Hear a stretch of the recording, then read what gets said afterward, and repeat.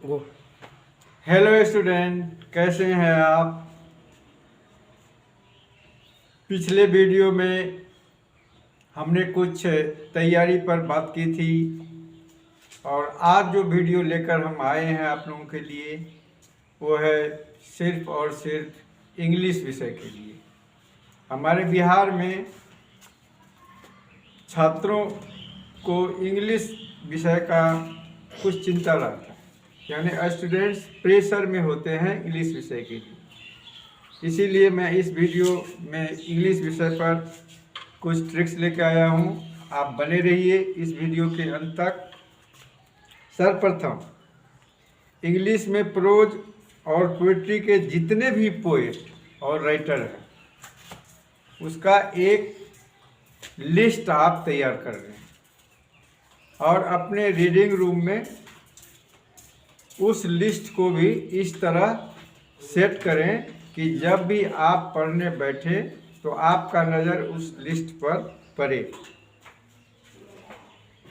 जैसे लिखने में थोड़ा सावधानी बरतना है। पहले लिखेंगे स्टोरी और डैश दे करके राइटर, फिर पोएम डैश दे करके पोएट और फिर आगे डैश दे करके नेम लिख लेंगे और आपके सामने वो लिस्ट होगा। आप नहीं चाह करके भी आपका नज़र वहाँ जाएगा और आपको याद हो जाएगा। तो इससे भी लगभग जो है 5 नंबर का क्वेश्चन 1 नंबरिया में और कुछ सब्जेक्टिव में भी आपको हेल्प मिल जाएगा। अब थोड़ा आगे चलते हैं।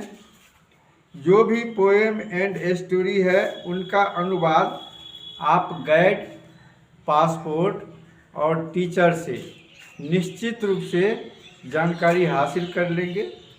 यानी जो भी पोएम और पोएट्री है उसका सारांश यदि आपको मालूम हो जाएगा तो आप अपने से भी उनका आंसर सेंटेंस क्रिएट करके आसानी से लिख लेंगे।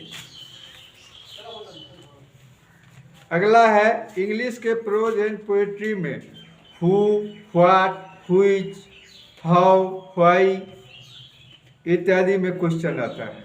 यदि आपको कहानी का सारांश पता रहेगा तो सेंटेंस क्रिएट कर आंसर आप लिख ही लेंगे। अब आइए चलते हैं ग्रामर में। ग्रामर में लगभग 35 से 40 के अराउंड क्वेश्चन ग्रामर से ही रहता है, चाहे वो ऑब्जेक्टिव हो या सब्जेक्टिव हो। तो ग्रामर के लिए आप तैयार हो जाएं।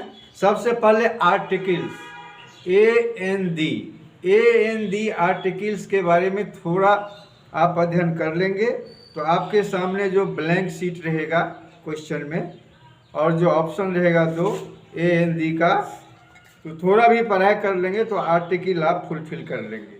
आर्टिकल्स के बाद आएगा प्रीपोजिशन। प्रीपोजिशन सूटेबल प्रीपोजिशन आपको कहा जाता है मैट्रिक के इंग्लिश में भी और इंटर के भी इंग्लिश में सूटेबल प्रीपोजिशन फुलफिल करने के लिए। तो थोड़ा प्रीपोजिशन का जानकारी आप किताब के मदद से, शिक्षक के मदद से लें और प्रीपोजिशन सॉल्व करें।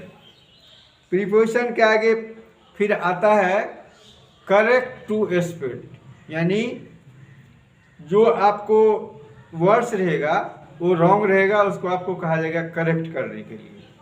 तो ये थोड़ा कठिन ज़रूर होता है, लेकिन यदि आपके पास वर्ड स्टॉक है और आप कुछ मीनिंग याद किए हैं तो वो भी आप कर लेंगे।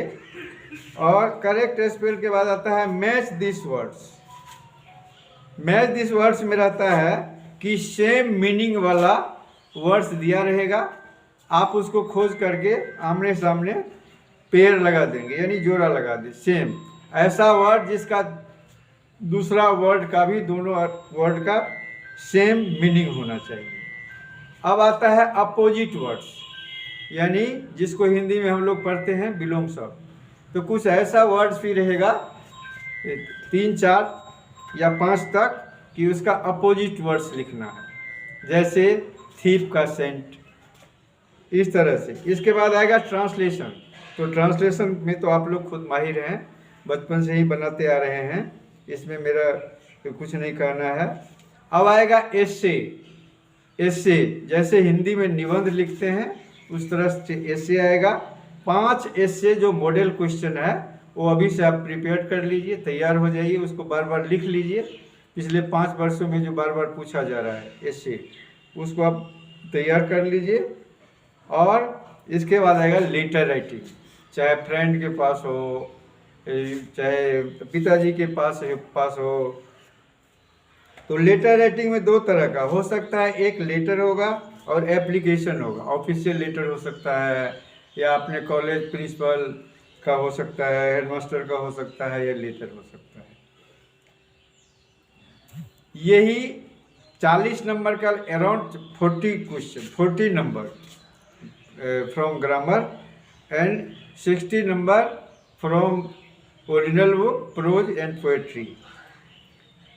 इसी तरह का क्वेश्चन रहेगा, आप लोग घबराए नहीं। पैसेज आता है 2 पैसेज। पैसेज कितना इजी है उसको बारीकी से आप पढ़ लेंगे, उसी से एक सारांश है। एक पैसेज यानी पद है, हिंदी में जिसको पद बोलते हैं, उसको आप बारीकी से पढ़ लीजिए और उसी में से आंसर करके लिखना है। ये पैसेज लगभग 5 दूना 10 या 6 दूनी 12 नंबर का होता है। इतना ही आप इंग्लिश में बार बार रिवाइज कर लें, अभ्यास कर लें, आपको इंग्लिश में 60+ नंबर आएगा। इंग्लिश के लिए कोई चिंता नहीं करना है। आगे भी हम अन्य विषय पर वीडियो लेके आएंगे, आप जो है बिल्कुल वरीड ना हो। इंग्लिश में यदि और कोई आपको सवाल पूछना हो, कोई प्रॉब्लम हो, तो आप कमेंट बॉक्स में ज़रूर लिखिएगा।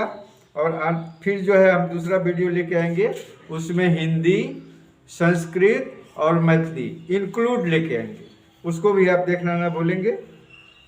जय हिंद, थैंक यू।